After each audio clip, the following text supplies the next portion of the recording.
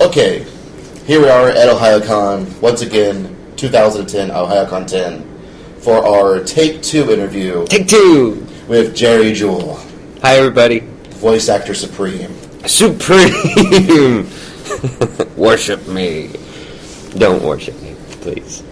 So, once again, yes. Tell us about yourself. Well, I like long walks on the beach, and no, I'm your average guy voice actor. Much more of an average guy than a voice actor. It's hard for me to consider myself an actor at all most of the time. I'm just here to have fun. So what are some of your voice actor? I am a voice actor with Funimation. With Funimation. So what are the roles that you've been doing? The roles that I've been doing. Let's see. I know that there was Claire Stanfield is a recent one that I really enjoyed, and I'm going to say it again. I said it in the first interview, and I'll say it now. It's Bakano, folks. Go buy it or borrow it or something. It's a really good show. You should see it. I did well in that one. It's one of the few that I watch and I go, I'm not too bad. Cash Earned Sins, I've been working on. I'm the evil guy in that, and Full Metal Alchemist Brotherhood will be coming out before too long. Right. And I'm coming back as Barry the Chopper. Yes. So we said before, we have a friend of ours named Barry who hates the fact that there was another Barry in anime. Yes. He's very proud of being a Barry, and so to see a mass murderer as another Barry, he always is sad when he sees that character.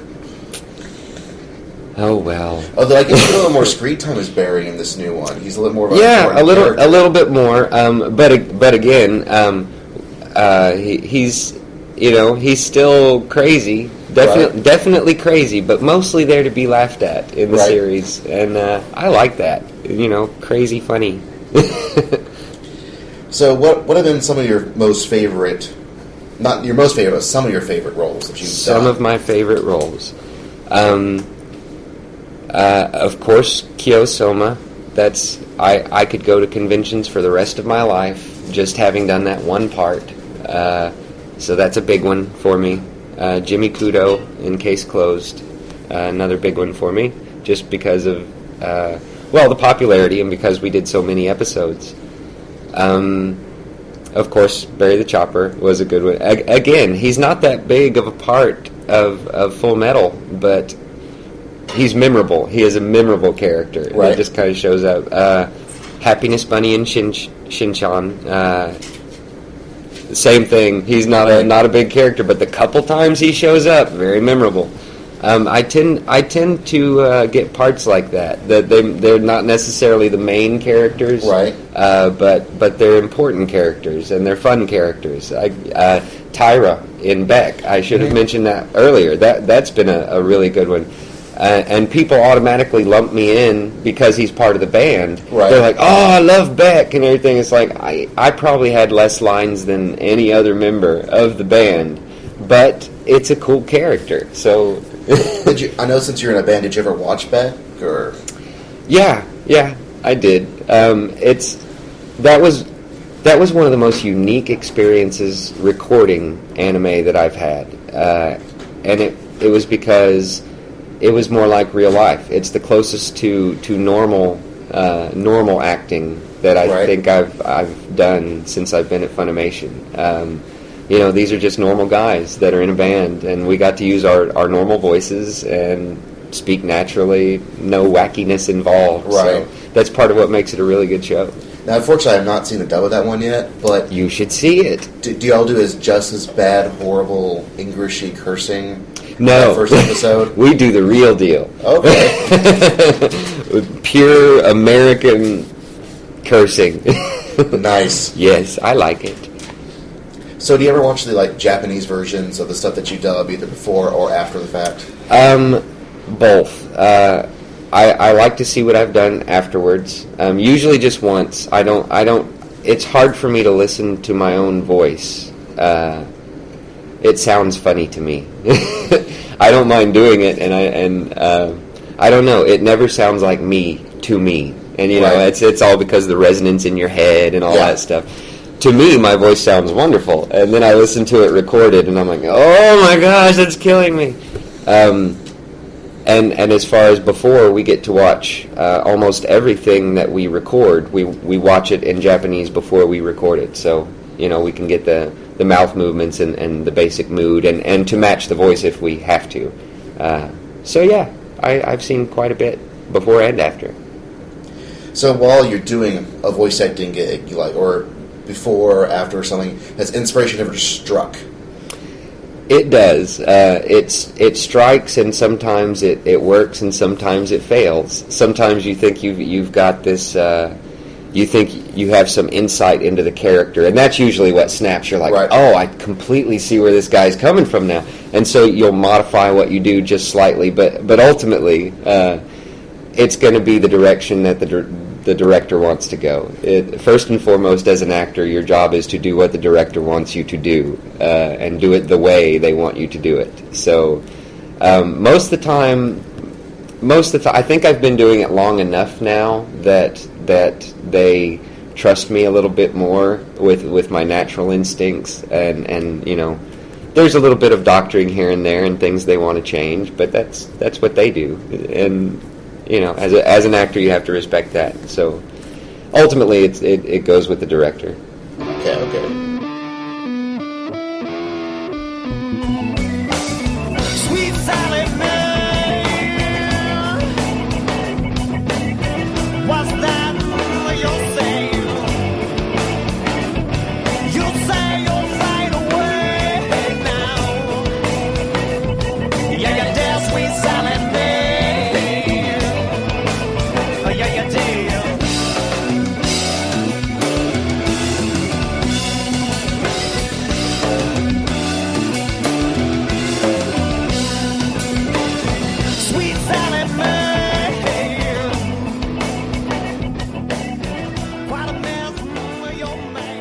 So have you ever done anything special to get ready for a role?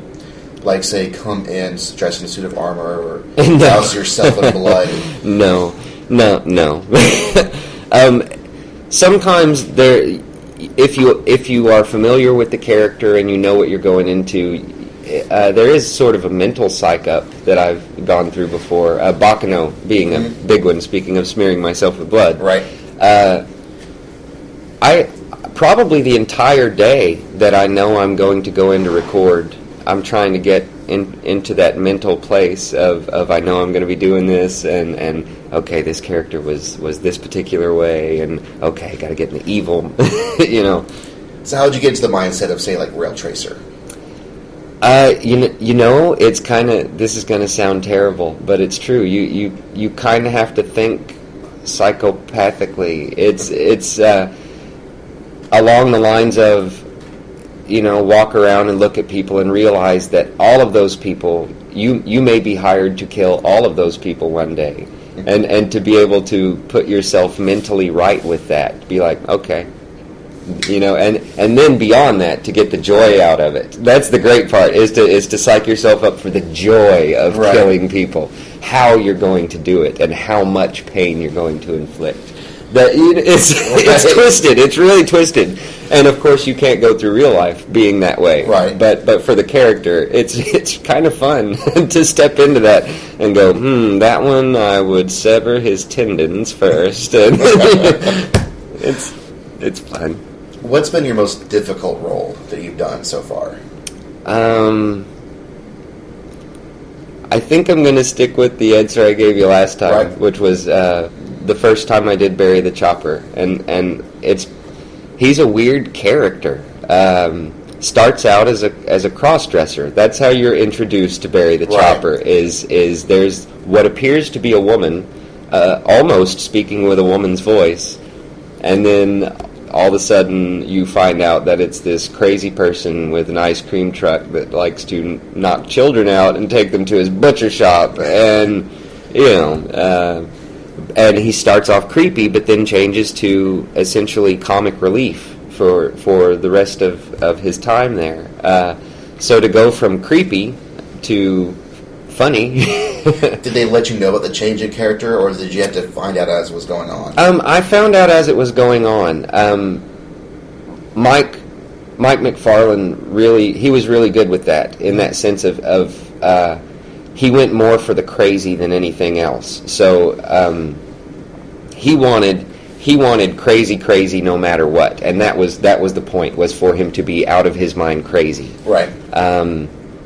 But the comic relief part, that just kind of dawned on me while I was doing it. I was like, oh, he's not the creepy guy anymore. Now he's there for you to laugh at. Okay, well, I get it now. What's been the easiest role for you just to slip into? The easiest role, I don't think you asked me that question last time, but that's a good question. The easiest role, probably something like, I didn't even bring this up last time, Shuffle. Rin Tsuchimi in Shuffle was really easy for me to step into, because he's just a normal guy. And I got to use my normal voice, and no frills or anything. It was just the emotion, which I know a lot of people are going to hear that and go, emotion is not the word that comes to mind when you mention that show, and I understand that. But like a lot of anime shows, it's wacky fun, drama, emotion, happy ending. Right.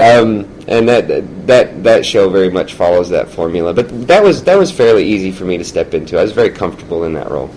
Do you ever watch, say, anime that's that you don't work on, or just for fun? I do, occasionally.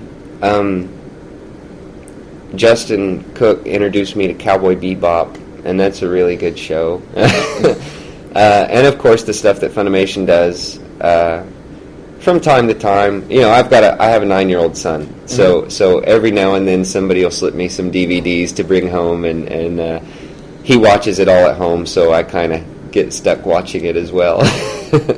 So yeah, I've seen quite a bit.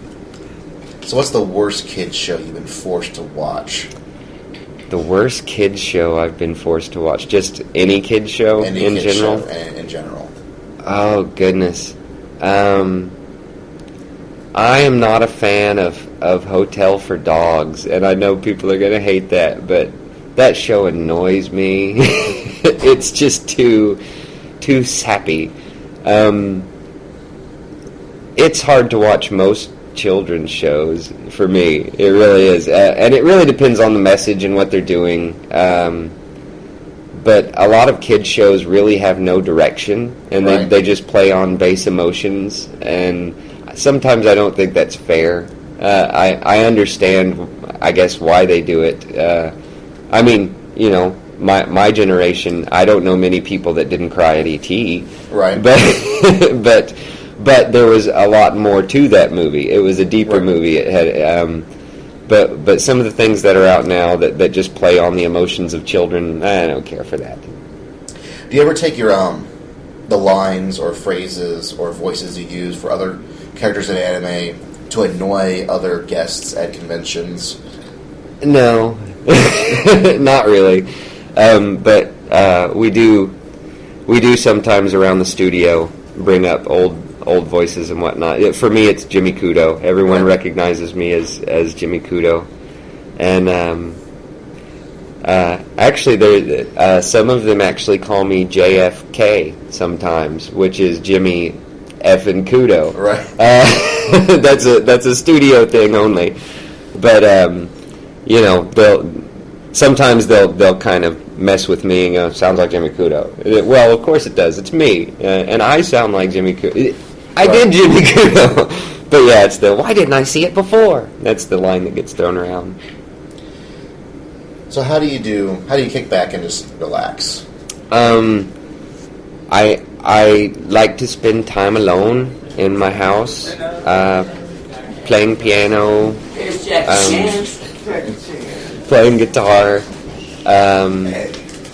pacing around, smoking, sometimes drinking, things I don't recommend to everyone, but it works for me. That's how I relax. Oh, and music, just whatever musical. There has to be music. So you're in a band? I am in a band. I'm in a band with Justin Cook and Aaron Disbuke's dad, you guys. The name of the band is the Peach Truck Republic, sort of a southern rock jam band kind of thing. Grateful Dead, Allman Brothers, Mishmash. We do covers, but mostly originals. And I'm the bass player in the band and the harmony guy. I put harmonies to everything. Do y'all have a website for this? We do. Peachtruck.com. Check it out, you guys. So what's your favorite part about being a guest at AnimeCon? And what's your favorite part of AnimeCon just in general? I'm always amazed at how people treat me at anime conventions. It's hard for me to wrap my brain around it because I don't think of myself as either an actor, really, or a celebrity of any kind. So to see people that want my autograph or want to talk to me or give me a hug, it's really neat. I love it, but it's hard for me to understand.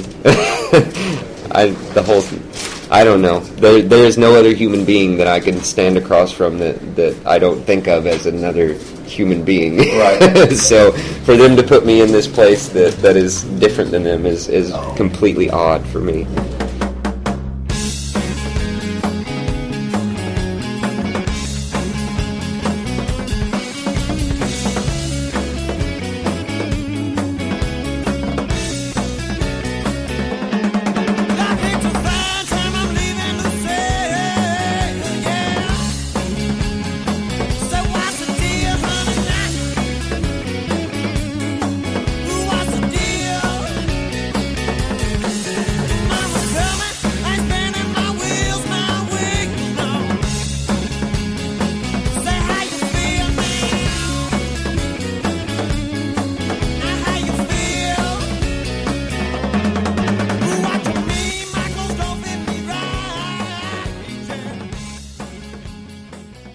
So do you ever get crazy fans?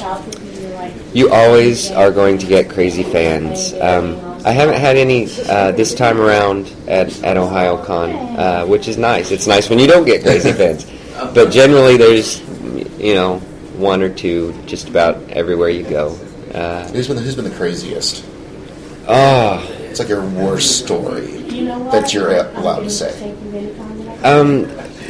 Well, probably for me, just a couple times of people that follow you everywhere you go. I mean to the point of the convention's over, possibly by a day, and they see you in the hotel and they literally walk over to you and don't leave your side.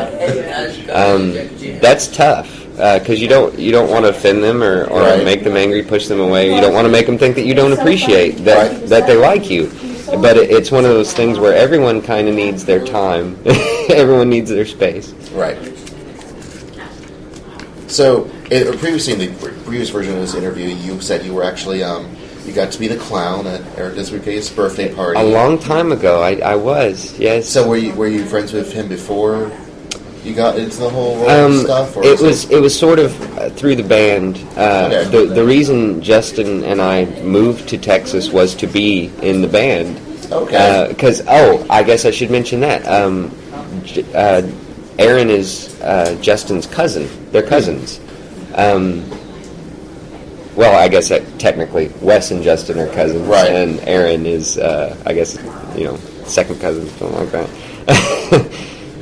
But yeah. And I even made little Pokemon decorations because he was really into Pokemon back then, and so they could throw the beanbags at him and whatnot. Yeah.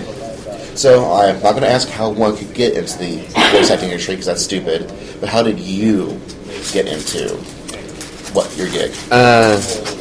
Very much right place, right time. Sort of knew the right people, kind of thing. Justin at the time was working with Chris Sabat on some of the early stuff. For Funimation.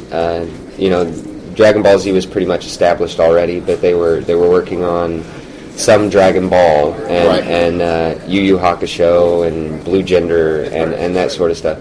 And there came a weekend when they needed some voices done, and I guess they had sort of exhausted the normal cast that they kind of had to deal with. And Justin knew that I had an acting background because we'd known each other for a long time, and so he called me and asked me if I'd like to do it. I went down and tried it. Chris Sabat gave me the confidence to believe that I could do more, and I've been trying out for things ever since, and hopefully never will stop. Well, the green room is getting all like hot and ready for like some awesome lunch action. So Heck yeah. So we're gonna go ahead and finish off with the Awesome Five. Awesome once more. Five. What is your favorite candy or sweet? I'm gonna have to say chocolate, but I don't bring me chocolate. If you hear this and you come to a convention where I am or something, please do not bring me chocolate. I don't want to be faced with having the chocolate because I will eat it all of it. If you were stuck on a desert island and had to choose 3 tools to ensure survival, what would they be? I'm still going to have to stick with the something sharp, something I could fashion into a blade or knife or something. I feel that would be imperative to life on an island. Right. And I'm still going to have to stick with, I would make some sort of musical instrument, maybe just a drum or something, but I would need something. Let's see, survival. We're talking survival here. Nope, still going to have to go. I don't know, maybe poke a hole in a tree or something. That's all I'm saying, folks. What project that you've worked on would most benefit by the inclusion of giant robots? Case closed would be awesome with giant robots. And some say that you can judge a society by the monsters that they create. What would your monster be? I'm sticking with this one too. My monster would be one that could get into your head and reflect to you how others view you, so you could have a better idea of yourself, and by that be able to see who you really want to be, as opposed to who you probably are. Right. How many awesomes out of awesome are you? I'm tempted to up it this time because it's the second time, but I really don't feel any differently about it. It's really hard for me to say that I'm even one awesome, but still, I'll say 1.5. 1.5 awesomes. Okay, out of awesome. Now, finally, for the messages to the Weeboo Nation out there, what message would you like to leave them? Enjoy life. Enjoy each other. Try not to be too judgmental, and realize that this is the one time we get around this, folks. It's a beautiful life if you let it be, and be kind to each other. That's it. Thank you very much for sticking around for a second time. Absolutely. And hopefully this file is saved correctly. It looks like it's doing okay. Thanks again. Mm-hmm.